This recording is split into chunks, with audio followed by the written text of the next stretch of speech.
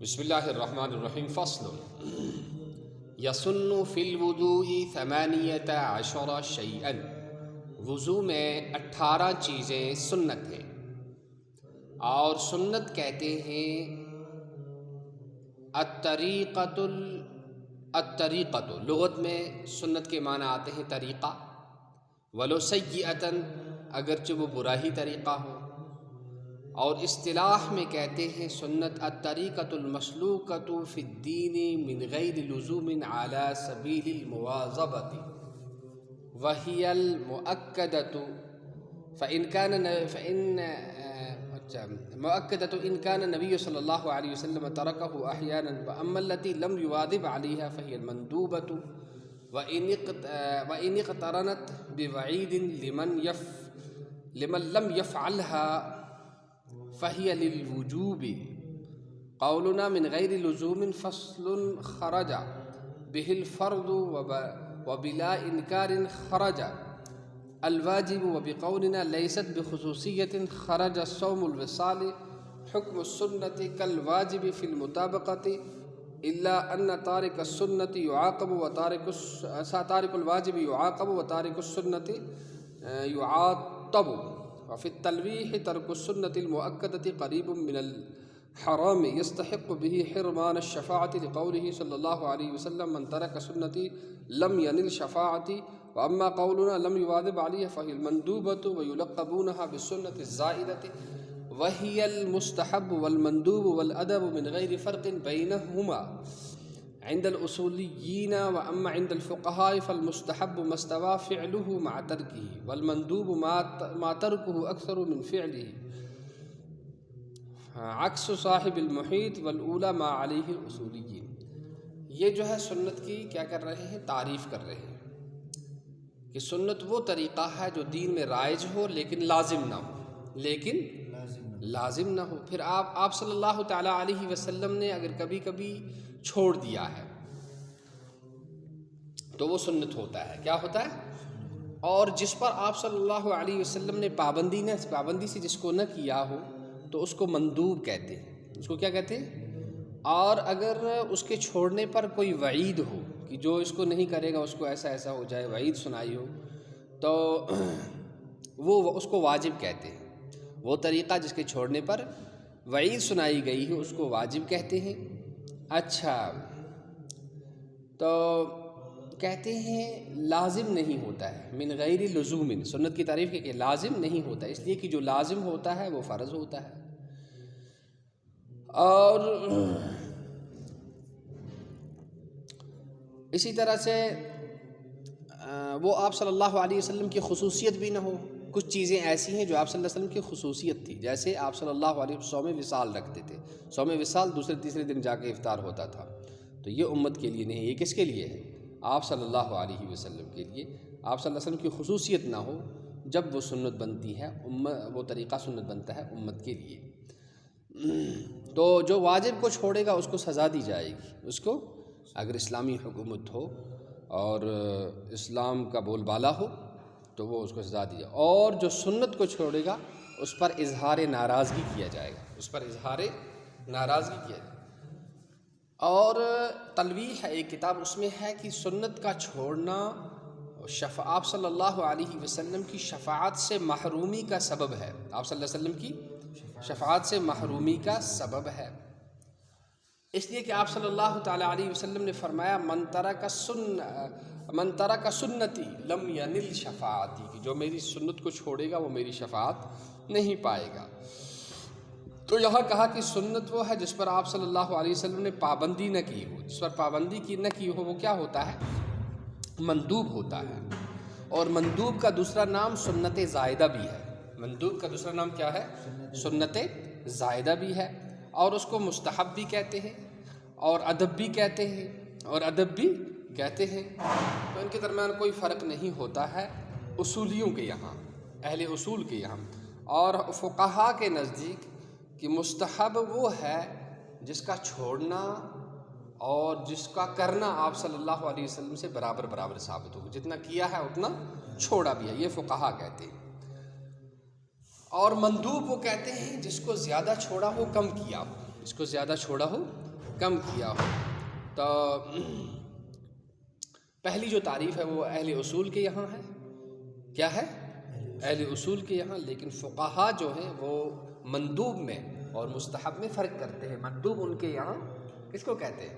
جس کا کرنا، اور مندوب وہ ہے جس کا کیا ہے؟ جس کا نہ کرنا کرنے سے زیادہ ہو، یعنی جس کو آپ صلی اللہ علیہ وسلم نے زیادہ چھوڑا ہو، کم کیا ہو، اور مستحب وہ ہے جس کو برابر کیا بھی ہو، برابر چھوڑا بھی ہو۔ دوبارہ، یسن فی الوضوء 18 شیئا، وضو میں 18 چیزیں سنت ہیں۔ نمبر 1، غسل الیدین الی الرسغین، دونوں ہاتھوں کو دھونا، دونوں ہاتھوں کا دھونا گٹوں تک، دونوں ہاتھوں کو دھونا گٹوں تک۔ غسل الیدین الی الرسغین، تو بہرحال یہ گٹا رسغ جو ہے، یہ اس پر را پر ضمہ پڑنی چاہیے، اور اس کو کہتے ہیں گٹے۔ کیا کہتے ہیں اردو میں؟ گٹے۔ وہ جو ہاتھ اور بازو کے درمیان جو ابری ہوئی ہڈی ہے، اس کو کہتے ہیں گٹے، اور رسغ کہتے ہیں اس میں کیا کہتے ہیں عربی میں۔ تو یہ جو ہے دونوں سنت ہے، کیا ہے؟ تو سنت، اب آدمی دو حالتیں ہوتی ہیں، یا تو وہ نیند سے بیدار ہو کر دھوتا ہے، یا نیند سے بیدار نہیں ہوتا ہے، بیداری ہی کی حالت میں وہ دھوتا ہے۔ تو دونوں کے لیے سنت ہے، کیا ہے؟ دونوں کے لیے سنت ہے۔ لیکن جو نیند سے بیدار ہو اس کے لیے ہاتھوں کو دھونے کی زیادہ تاکید ہے، اس لیے کہ آپ صلی اللہ علیہ وسلم نے فرمایا من استيقظ من منامه فلا يغمسن يده في الاناء حتى يغسلها ثلاثا، کہ جو آدمی نیند سے بیدار ہو تو اپنے ہاتھ کو ہرگز برتن میں نہ ڈالے یہاں تک کہ وہ کیا ہو جائے۔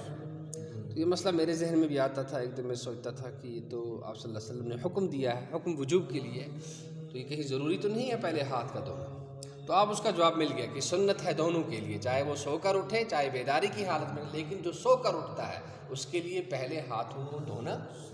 وہاں حدیث میں آیا ہے فَإِنَّهُ لَا يَدْرِي أَيْنَ بَاتَتْ يَدُهُ، کیونکہ اسے معلوم نہیں کہ رات کو اس کا ہاتھ کہاں تھا۔ تو یہ ہے وَالتَّسْمِيَةُ ابتداءً، اور شروع میں بسم اللہ پڑھنا۔ کیا؟ اب جو ہے بسم اللہ، اگر کھاتے کھاتے کوئی بسم اللہ بھول جائے تو کیا بسم اللہ اولہ آخرہ پڑھے تو اس کو بسم اللہ پڑھنے کا ثواب مل جائے گا، کیونکہ کھانے کا ہر لقمہ یہ الگ الگ عمل ہے، لیکن وضو شروع سے لے کر آخر تک ایک ہی عمل ہے۔ لہٰذا اگر کسی کو شروع میں کیا کرنا، یہ بھول گیا بسم اللہ پڑھنا، اور بعد میں بیچ میں پڑھے گا تو یہ ثواب نہیں ملے گا۔ تو وہ بسم اللہ علی دین الاسلام، بسم اللہ علی دین الاسلام، یہ بسم اللہ ہے کس کی؟ وضو کی۔ بسم اللہ علی برکت اللہ، یہ کھانے کی بسم اللہ ہے۔ بسم اللہ اللہ اکبر، یہ ذبح کرنے کی بسم اللہ ہے۔ بسم اللہ الرحمن الرحیم، یہ قرآن پڑھنے کی یا کوئی اچھی دینی کتاب پڑھنے کی بسم اللہ ہے۔ والتسمیۃ ابتداء والسواک فی ابتدائہ، اور مسواک کرنا، اور مسواک کرنا اس کے شروع میں، اور مسواک کرنا اس کے شروع میں۔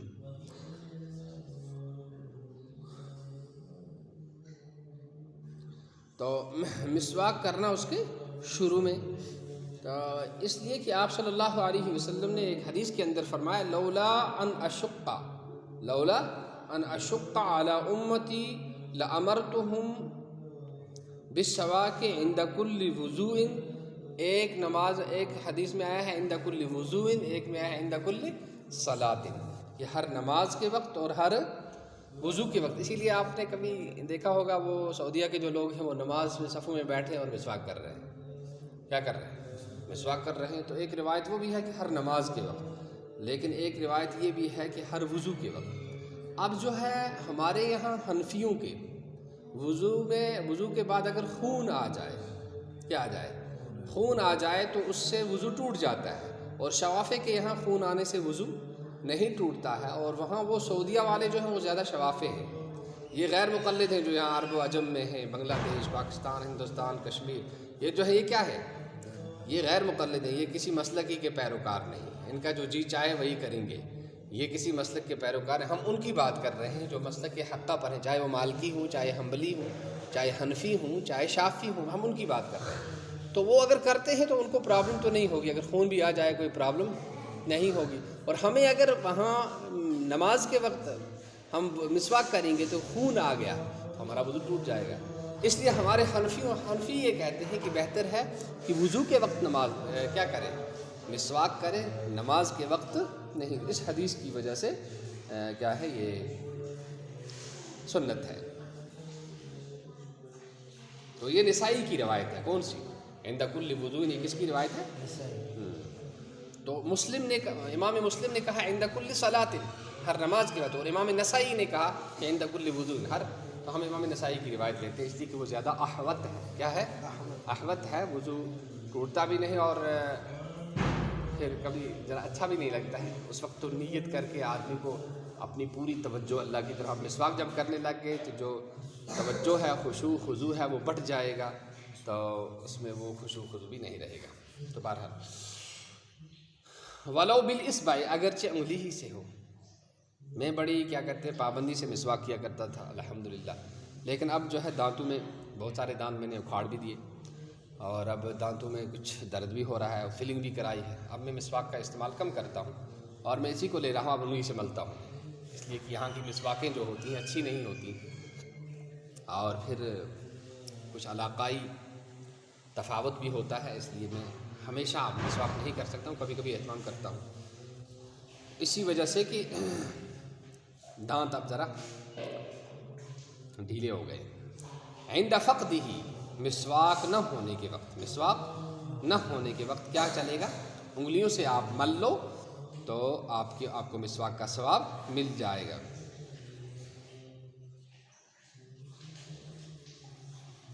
جب مسواک ہو، کیا ہو؟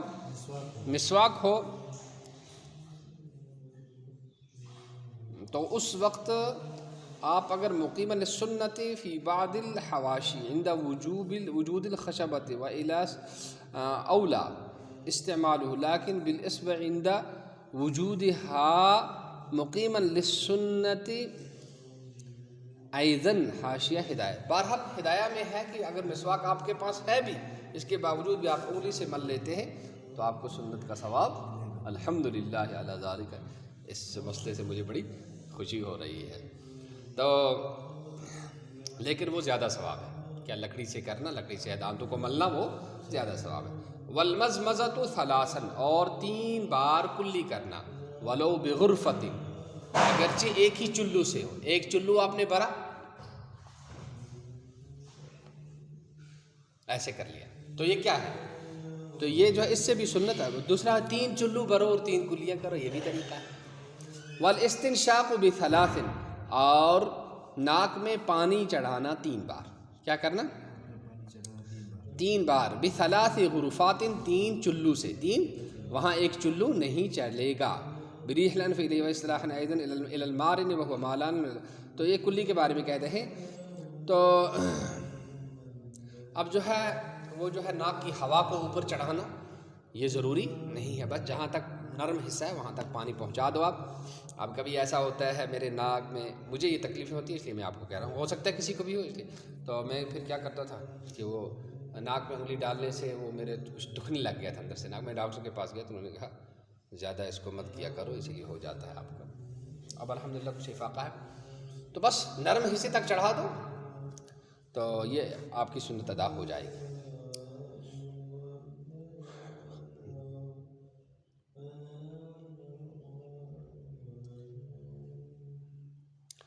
تو کہتے ہیں ناک کے لیے، حاشیے میں لکھ رہے ہیں کہ ناک کے لیے ضروری ہے، کیا کہتے ہیں، ناک کی جو سنت ہے اس کے لیے آپ کو سنت جب ادا ہوگی جب آپ کیا کرو گے؟ 3 چلو الگ الگ سے بھرو گے. 3 چلو الگ الگ سے بھرنا. اس میں کراہت آ جاتی ہے، ناک کی ریٹھ وغیرہ اس میں شامل، اسی پانی کو آپ اوپر چڑھا رہے ہیں، اس میں ایک طرح کی کراہت ہو رہی ہے.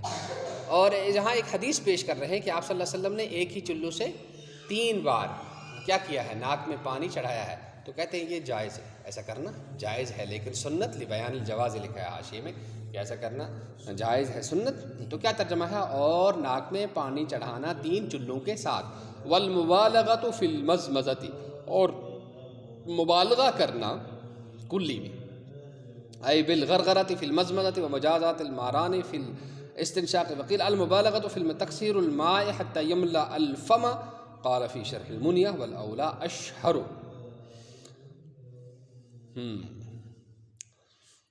تو مزمزہ کس کو کہتے ہیں؟ مزمزہ کہتے ہیں پانی کو کیا کرنا، گھمانا. اور مبالغہ کیسے ہوگا؟ جب آپ کیا کرو، منہ میں پانی بھر کے ایسے کرو، ایسے ہوگا مزمزہ. پانی کو گھمانا، منہ میں بھر کے پانی کو گھمانا، اس کو کہتے ہیں مبالغہ. اور بعض نے کہا ہے کہ نہیں، آپ منہ کو بھر لو تو اس سے مبالغہ ہوگا. منہ بھر کے آپ پانی رکھو تو اس سے مبالغہ ہو جائے گا. تو کہتے ہیں کہ پہلی بات جو ہے کہ گھماؤ پانی کو، وہ زیادہ مشہور ہے.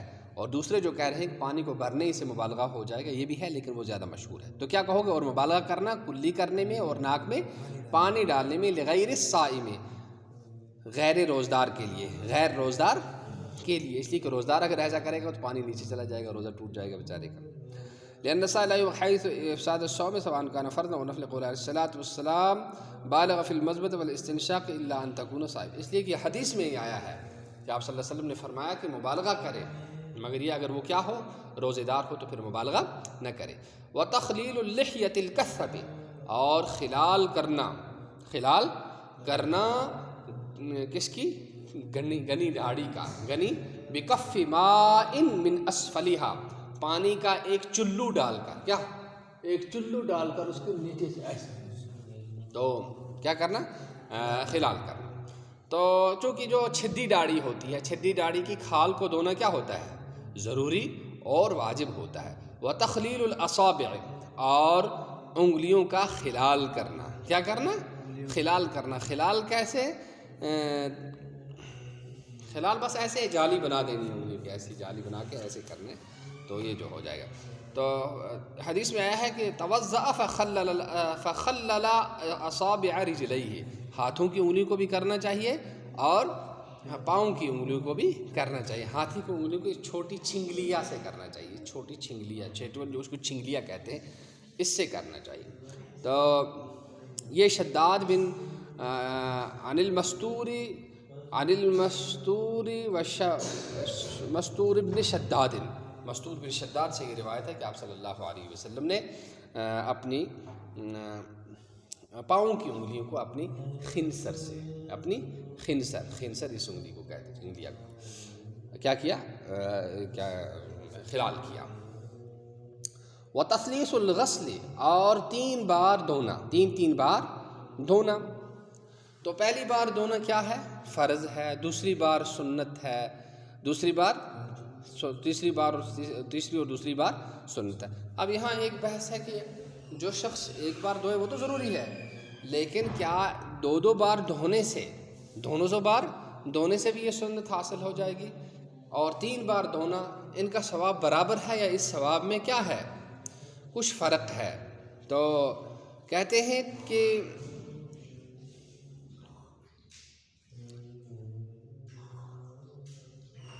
یہ جو ہے سنت مؤکدہ ہے. کیا ہے؟ سنت مؤکدہ ہے. کوئی 2 بار دھوئے گا اس کو کم ثواب ملے گا، جو 3 بار دھوئے گا اس کو کیا ملے گا؟ زیادہ ثواب ملے گا. اس لیے کہ آپ صلی اللہ علیہ وسلم نے وضو فرمایا مرتین 2 بار. پھر کیا فرمایا؟ ھذا وضوء من یضاعف له الاجر مرتین ولما ان توضأ 3 قال ھذا وضوء الانبیاء من قبل فمن زاد على ھذا ونقص فقد تعدى وظلم. کہ آپ صلی اللہ علیہ وسلم نے 2 بار وضو فرما کے فرمایا یہ میرا کیا ہے؟ یہ وہ وضو ہے جس کی وجہ سے اللہ جل شانہ اجر کو، ثواب کو بڑھاتے ہیں. اور 3 بار وضو فرمایا. پھر کیا؟ ھذا وضوء من قبل وضوء الانبیاء من قبل، یہ میرا وضو ہے اور میرے سے پہلے جو انبیاء تھے وہ بھی ایسے ہی وضو کیا کرتے تھے علیہم الصلاۃ والسلام. فرمایا جس نے اس پر زیادتی کی یا اس سے کم کیا تو اس نے کیا کی؟ اس نے تعدی کی. اس نے کیا کی؟ تعدی کی. تو اگلے جو ہے وہ جو ہے 3 بار کو الگ جز قرار دیا. کیا دیا؟ الگ جز قرار دیا. اور یہ اس بات کا پتہ دیتا ہے کہ یہ مستقل الگ الگ سنتیں مؤکدہ ہیں. کیا ہے؟ الگ. اچھا، تو اگر ایک ہی بار دھوئے گا تو اس سے یہ ثواب نہیں ملے گا. حتیٰ کہ اگر کوئی اپنے اطمینان کے لیے اور وضو کو پورا مکمل کرنے کے لیے 3 سے زیادہ بھی دھوئے تو اس کی بھی اجازت ہے. اب جو ہے جو وہاں حدیث میں کہا گیا ہے کہ جس نے زیادتی کیا، جو 3 سے زیادہ دھوئے گا وہ کیا کرے گا؟ زیادتی ہی تو کرے گا. اس کا جواب دے رہے ہیں حاشیہ میں کہ اعتقاد کی زیادتی سمجھے، کہ 3 سے زیادہ دھونے کو سنت سمجھے تو اس کے بارے میں کہا ہے کہ اس نے کیا کیا؟ تعدی کی. لیکن اگر کسی نے کیا سنت کو مانتے ہوئے، اس کا اعتقاد رکھتے ہوئے 3 بار سے زیادہ بھی دھو لیا تو 3 بار سے کم دھو لیا تو اس کو یہ وعید لاحق نہیں ہوگی. کیا ہے؟ اس کو یہ وعید نہیں. بلا عذر. لیکن تکرار الوضوء فی مجلس ویکرہ الاسراف بل الاولی عند الشامی اذا لم یؤدی به عمل مما هو المقصود من شریعت كالصلاة وسید الصلاة وغیرها فیکون التکرار اسرافا محضا لکونه غیر مقصود لذاتی. یعنی تکرار الوضوء فی مجلسین یکرہ ایضا اذا لم یؤدی به عبادت مقصود.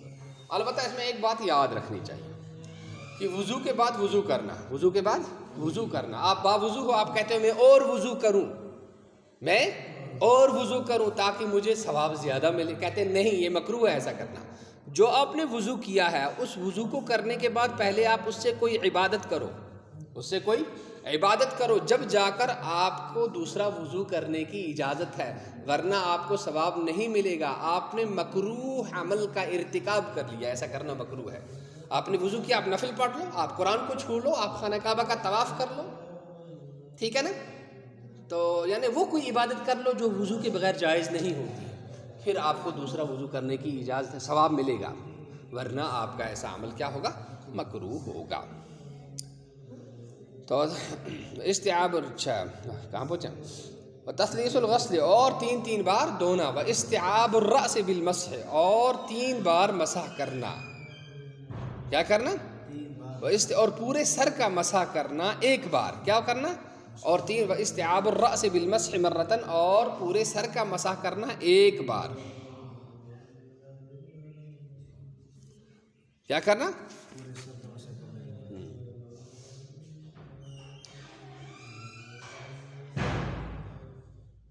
تو کہتے ہیں مسح کرنے کا وہی طریقہ ہے، دونوں ہاتھوں کو جوڑ کر، یہ جو ہاتھوں کی تلیاں ہیں اندرونی حصہ اس کو پیچھے گردن تک لے جائے تو آدھی تلی جو ہے، آدھا اندرون حصہ جو ہے وہ کیا ہو جائے گا؟ استعمال ہو جائے. پھر آدھا رہ جائے گا، ان کو آپ سائیڈ سے لاؤ، سر کا جو سائیڈ ہے، طرف ہے، کنارہ ہے، وہاں سے لاؤ تو پورے سر کا مسح ہو جائے گا. تو یہ ہے اس کا سر کرنے کا.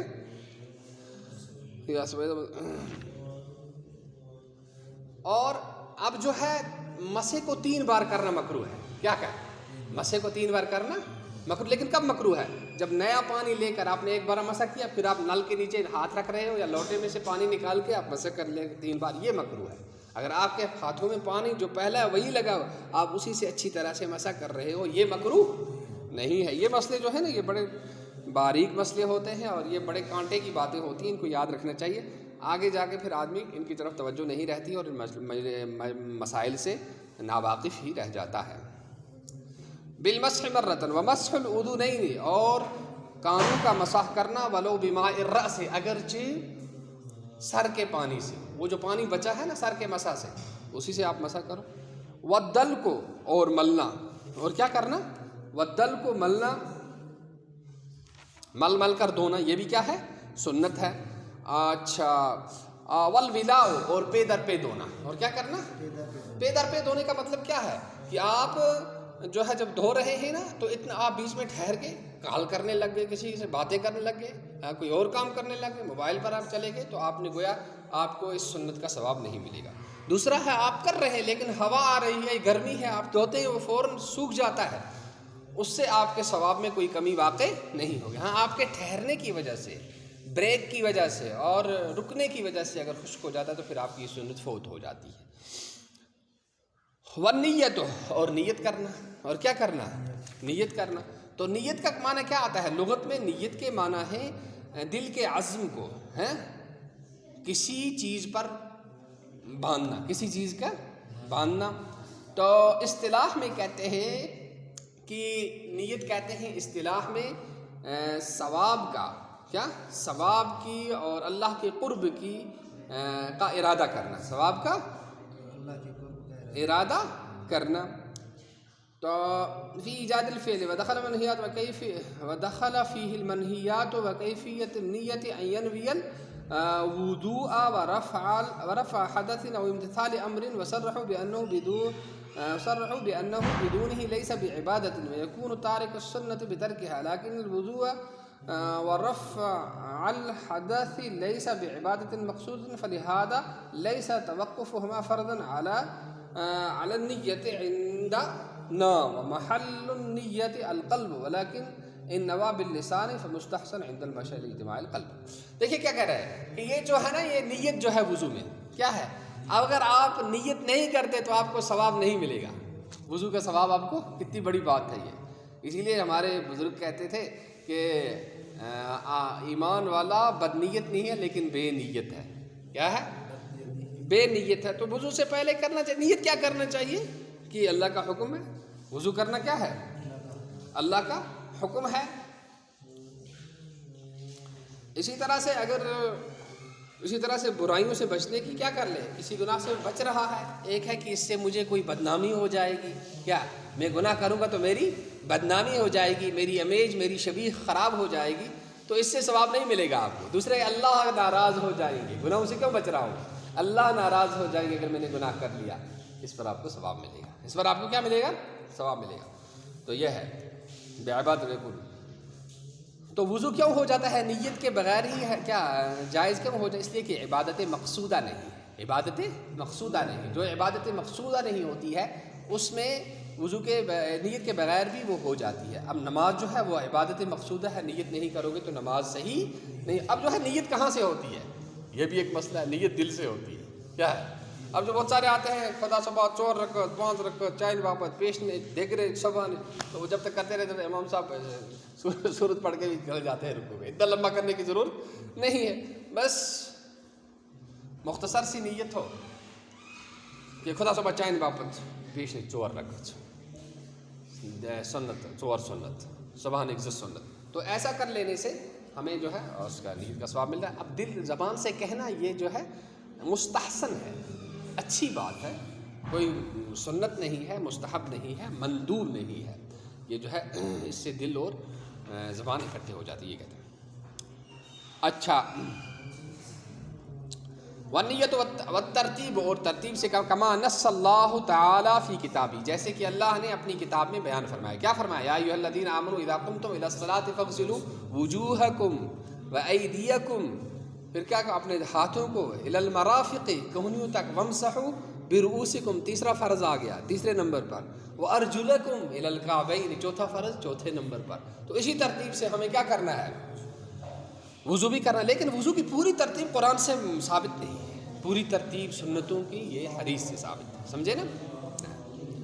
نص اللہ فی کتابی والبداءۃ بالمیامن، اور شروع کرنا دائیں طرف سے، اس لیے کہ آپ صلی اللہ علیہ وسلم ہر اچھے کام کو، کان یحب التیامن فی کل شیء حتی التنعل والترجل، کہ ہر اچھے کام میں آپ صلی اللہ علیہ وسلم دائیں طرف کو پسند فرماتے تھے، یہاں تک کہ جوتا پہننے میں بھی اور کنگا لگانے میں بھی، کنگا لگانے میں بھی آپ صلی اللہ علیہ وسلم پہلے دائیں طرف مانگ نکالتے تھے ایسے، اور پھر بائیں طرف مانگ نکالتے تھے۔ اچھا، والبداءۃ بالمیامن ورؤوس الاصابع، اور انگلیوں کے سروں سے، ومقدم الرأس، اور سر کے اگلے حصے سے، اگلے یہاں سے شروع کرنا ہے، سمجھے نا۔ اچھا، ومسح الرقبۃ، اور گردن کا مسح کرنا، للحلقوم، نہ کہ حلقوں کا، نہ کہ حلقوں کا مسح نہیں کرنا ہے، سمجھے نا۔ حلقوں کا مسح کرنا سنت نہیں ہے، وہ بدعت ہے، وہ کیا ہے، تو یہ کیا ہے، یہ بدعت ہے، حلقوں کا مسح، اس لیے کہتے ہیں بعض لوگ جو ہے مسح کر کے اپنے ہاتھوں کو چوم لیتے ہیں، یہ بھی بدعت ہے، ہوگا کہیں علاقے میں کوئی بدعت علاج ہے، یہ بھی کیا ہے، یہ بھی بدعت ہے، للحلقوم۔ وقیل ان الاربعۃ الاخیرۃ مستحبۃ، اور کہا گیا ہے کہ آخری 4 جو ہیں وہ کیا ہے، مستحب ہے، اور آخری 4 کیا ہیں، جو ہے وہ دائیں طرف سے شروع کرنا، اگلے حصے سے، انگلیوں کے سرے سے، اور گردن کا مسح کرنا، کہتے ہیں یہ کیا ہے، مستحب ہے۔ فصل من آداب الوضوء 14 شيئا، وضو کے آداب میں سے 14 چیزیں ہیں. الجلوس فی مکان مرتفع، اونچی جگہ بیٹھنا. نمبر 2 واستقبال القبلۃ، اور قبلے کی طرف رخ کرنا. وعدم الاستعانۃ بغیرہ، اور دوسرے سے مدد نہ لینا، اور دوسرے سے مدد. عدم الاستعانۃ ان الاستعانۃ فی الوضوء كانت بصب الماء واستقائه وإحضاره فلا كراهة أصلا، سواء كانت بطلب قلب ومحبة من المعين من غير تكليفه من المتوضئ أو بطلبه، وإن كانت بالغسل والمسح فتكره بلا عذر. ومن الآداب أن يقوم بأمر الوضوء بنفسه ولو استعان بغيره جاز لكن يغسل بنفسه. کہتے ہیں مدد نہ لینا، مدد نہ لینے، دوسرے سے وضو میں مدد نہ لینا. وضو میں دوسرے سے مدد کیسے لے رہے؟ آپ وضو کر رہے ہو اور دوسرا پانی ڈال رہا ہے، دوسرا پانی ڈال تو یا دوسرا آپ کو نکال کر کسی برتن میں دے رہا ہے، یہ بھی ایک مدد ہے. یا دوسرا آپ کے لیے وضو کا پانی کسی جگ وغیرہ میں لا رہا ہے، یہ بھی کیا ہے؟ یہ بھی ایک مدد ہے. تو اس میں کہتے ہیں کوئی کراہت نہیں، اس میں کوئی کراہت نہیں. چاہے کوئی آپ کی دل کی خوشی سے کیا کرے، بطیب قلب اور محبت میں، یا چاہے دل کی خوشی اور محبت سے آپ کی کوئی مدد کرے، سمجھے نا. من غیر تکلیفی من المتوضئ او بطلبہ او بطلبہ، یا وہ تو دل کی خوشی سے، جیسے تم ہماری خدمت دل کی خوشی سے تو کرتے نہیں. کبھی ہم تمہیں کہہ دیتے ہیں کہ بھائی ہماری خدمت کر دو، ہمارے لیے کھانا لے آؤ، ہمارا وہ کام کر دو، تو تم کر دیتے ہو. تو کہتے ہیں کہ بھائی یہ جو ہے یہ کیا نہیں ہے، یہ مکروہ نہیں ہے. وَإِنْ كَانَتْ بِالْغَسْلِ وَالْمَسْحِ، ہاں اگر کوئی کہتا ہے تم ہی میرے اعضاء کو ملو، میرے چہرے کو ملو بھی تم ہی، پانی بھی تم ہی ڈالو، اور میرے سر کے مسح بھی تم اپنے ہاتھ سے کراؤ، کہتے ہیں یہ کیا ہے، یہ مکروہ ہے. ہاں کسی کا عذر ہو، کوئی بیمار ہو بیچارہ، اس کے لیے مکروہ. لیکن ٹھیک ٹھاک ہٹا کٹا آدمی دوسرے سے دلا رہا ہے، بھائی اتنے بڑا جوٹا ہے تو تجھے کیا ہو گیا، تو دوسرے سے ایسے آدمی کو نہیں لینا چاہیے. اور من تو آداب میں سے یہ ہے کہ اپنے وضو کا کام خود ہی کرے. کیا کرے؟ خود کرے. اگر دوسرے سے مدد لی تو جائز ہے، لیکن خود دھوئے. لیکن وضو کا تو ہم نے بہرحال خلاصہ یہ نکلا کہ مکروہ کہاں ہے، جب دوسرے سے ملنے کا کام بھی لے اور دھونے کا کام بھی لے، یہ مکروہ ہے. سمجھے نہیں سمجھے؟ بلا عذر کے. اچھا، بغیر وعدم التکلم بکلام الناس، اور لوگوں اور دنیاوی باتیں نہ کرنا. اس کو ہم اردو میں ترجمہ کیا کہتے ہیں؟ اور دنیاوی باتیں نہ کرنا. والجمع بین نیت القلب وفعل اللسان، اور جمع کرنا دل کی نیت اور زبان کے فعل کو. دل کی نیت اور زبان کے فعل کو کیا کرنا ہے؟ جیسے میں نے وہاں کہا کہ زبان سے بھی بول دے آدمی، یہ بھی آداب میں سے ہے. تو وفعل اللسان والدعاء بالمعصورۃ، اور معصورہ دعائیں مانگنا. اور معصورہ کہتے ہیں ان دعاؤں کو جو آپ صلی اللہ علیہ وسلم و صحابہ سے منقول ہیں. تو یہ دعائیں ساری کی سارے حاشیہ نمبر 16 میں دی ہیں. آپ ان کو یاد کر لو تو بہت فائدہ ہوگا اور کبھی بھولیں گے نہیں. میں نے جب سے یاد کی ہیں، جب میں پڑھ رہا تھا تو الحمدللہ آج تک مجھے یاد ہیں، بھولی نہیں ہیں. تو کہتے ہیں بالمعصور الوارد فی الحدیث فیقول بعد التسمیۃ. بسم اللہ کیا ہے؟ وضو کا کیا ہے؟ بسم اللہ علی دین الاسلام. عند المضمض، اچھا عند المضمض اللہم اعنی علی، کلی کے وقت کیا کہے؟ اللہم اعنی علی تلاوت القرآن و ذکرک و شکرک و حسن عبادتک. اے اللہ میری مدد فرما تلاوت قرآن پر اور ذکر پر اور اپنے شکر پر اور اپنی اچھی عبادت پر. اور وعند الاستنشاق، ناک میں پانی ڈالتے وقت کیا کہے؟ اللہم ارحنی رائحۃ الجنۃ ولا ترحنی رائحۃ النار. اے اللہ مجھے جنت کی خوشبو سونگھا دے اور آگ کی بدبو مجھے نہ سونگا، مجھے نہ سونگا. وعند غسل، اور جب چہرے کو، تو اللہم بیض وجہی یوم تبیض وجوہ وتسود وجوہ. اے اللہ میرے چہرے کو چمکا دے، میرے چہرے کو چمکا دے جس دن کچھ چہرے سفید اور خوبصورت ہوں گے اور کچھ چہرے سیاہ اور بد شکل ہو جائیں گے، بد شکل وعند غسل یدہ الیمنی، اور دائیں ہاتھ کو دو اللہم اعطنی کتابی بیمینی، اے اللہ میرا نامہ اعمال میرے دائیں ہاتھ میں دینا، وحاسبنی حسابا یسیرا، اور میرا آسان حساب لینا، وعند غسل الیسرا، اور بائیں ہاتھ عند غسل الیسرا، اور بائیں پاؤں کو دھونے کے وقت اللہم بائیں بازو کو دھونے کے وقت اللہم لا تعطنی کتابی بشمالی، یا اللہ میرا نامہ اعمال میرے بائیں ہاتھ میں نہ دینا، ولا من ورائی ظہری، اور نہ میرے پیٹھ پیچھے سے دینا، اس لیے کہ بدکاروں کو اپنا نامہ اعمال پیچھے سے ملے گا۔ وعند مسح رأسہ، اور جب سر کا مسح کرے اللہم اظلنی تحت ظل عرشک یوم لا ظل الا ظل عرشک، اے اللہ مجھے اس دن اپنے عرش کا سایہ عطا کرنا جس دن تیرے سائے کے سوا کسی کا کوئی سایہ نہیں ہوگا۔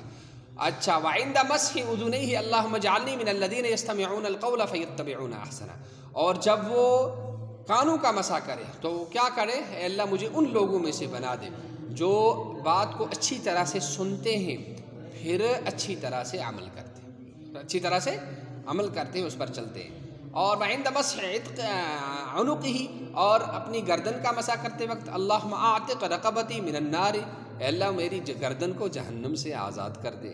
وعند غسل رجلہ الیمنی، اور اپنے بائیں پاؤں کو دھونے کے وقت اللہم ثبت قدمی علی الصراط یوم تزل الاقدام، یا اللہ میرے پاؤں کو ثابت قدم رکھنا۔ کتنی پیاری دعا ہے یہ، اس دن جس دن قدم ڈگمگا جائیں گے، کیا جس دن قدم ڈگمگا جائیں گے۔ وعند غسل الیسرا، اور بائیں پاؤں کو دھونے کے وقت اللہم اجعل ذنبی مغفورا وسعی مشکورا وتجارتی لن تبور، اے اللہ میرے گناہوں کو معاف کر دے، میری کوشش کو قبول فرما دے، اور میری تجارت اور کاروبار میں خسارہ نہ دے۔ تو یہ جو ہے یہ دعائیں ہیں، یہ پڑھنی ہیں، ان کو یاد کر لینا چاہیے۔ اچھا، بالمعثور والتسمیۃ عند کل وضوء، والتسمیۃ عند کل عضو، اور بسم اللہ پڑھنا ہر عضو کے وقت، وادخال خنصرہ فی سماخ اذنیہ، اور داخل کرنا اپنی خنصر کو، کس کو خنصر کہتے ہیں، اس کو شہادت کی انگلی کو، جس سے ہم تحیات میں اشارہ کرتے ہیں، خنصر کو اپنے کان کی سوراخ میں، وتحریک خاتم الواسع، اور ڈھیلی انگوٹھی کو حرکت دینا، یہ کیا ہے، ادب ہے، لیکن جب تنگ ہو اگر یہ ادب کب ہے، جب آپ کو یہ معلوم ہو جائے کہ آپ کی انگوٹھی کے نیچے پانی پہنچ رہا ہے، یا کسی عورت کی بالی کے نیچے پانی پہنچ رہا ہے، اور اگر پہنچنے کا علم نہ ہو تو پھر اس کو حرکت دینا کیا ہوتا ہے، واجب ہوتا ہے۔ والمضمضۃ والاستنشاق بالید الیمنی، اور کلی کرنا اور ناک میں پانی ڈالنا کس سے، دائیں ہاتھ سے۔ والامتخاط بالیسری، اور ناک کو جھاڑنا بائیں ہاتھ سے۔ والتوضؤ قبل دخول الوقت، اور وقت داخل ہونے سے پہلے کیا کرنا، وضو کرنا، یہ اس کا بہت زیادہ ثواب ہے، اس کا کیا ہے، بہت زیادہ ثواب ہے، اس کا بہت زیادہ ثواب ہے۔ اچھا، دخول الوقت لغیر المعذور، مگر کس کے لیے، جو معذور نہ ہو، اور معذور کس کو کہتے ہیں، جس کا ہمیشہ پیشاب یا ریح یا خون چلتا رہتا ہے، اس کو معذور کہتے ہیں، اس کے لیے ایسا کرنا، اس کے لیے وقت پر وضو کرنا ضروری ہے۔ والاتیان بالشہادتین، اور شہادتین پڑھنا، اور شہادتین اشہد ان لا الہ الا اللہ واشہد ان محمدًا عبدہ ورسولہ بعدہ، اس کے بعد وان یشرب من فضل الماء قائما، اور کھڑے ہو کر وضو کے بچے ہوئے پانی کا پینا، کھڑے ہو کر وضو کے بچے ہوئے پانی کا۔ تو کہ مستحب انہ یشیر بالسبابۃ حین النظر الی السماء والاولی تسمیتها بمسبحہ کما نص علیہ وشرح الشرعۃ وخصت بذلك لما ذكره الشراح مولد ان اللہ تعالی لما خلق آدم جعل نور محمد علیہ الصلاۃ والسلام فكانت الملائکۃ تقف خلفه تعظم هذا النور، فقال آدم ربه عز وجل ان يجوز له ان يحوله امامه حتى تستقبله الملائکۃ، فجعله في جبهته ثم قال اللهم اجعل لي من هذا النور نصيبا، فجعله الله تعالى فی مسبحۃ فصار ینظر الیہ فاعطیت المسبحۃ الشرف من وقت. خیر یہ روایت ہے کوئی اتنی مضبوط روایت نہیں لگ رہی ہے. تو بہرحال شہادتین پڑھے وہیں یشرب من فضل الماء اور وضو کے بچے ہوئے پانی کو کھڑا کھڑا پیے. وہیں یقول اللہم اجعلنی من التوابین واجعلنی من المتطہرین اور وضو کے بعد کہے کھڑا کھڑا اے اللہ مجھے توبہ کرنے والوں اور مجھے پاک صاف رہنے والوں میں سے بنا دے. یہ وضو کے آداب میں سے ان کو اچھی طرح سے یاد کریں, اچھی طرح سے سمجھیں اور پھر عمل میں بھی لائیں اور دوسروں کو پڑھانے اور سکھانے کی بھی نیت رکھیں. سبحان اللہ وبحمدہ سبحانک اللہم وبحمدک ونشهد ان لا الہ الا انت ونستغفرک ونتوب الیک. سبحان ربک رب العزة عما یصفون وسلام علی المرسلین والحمد للہ.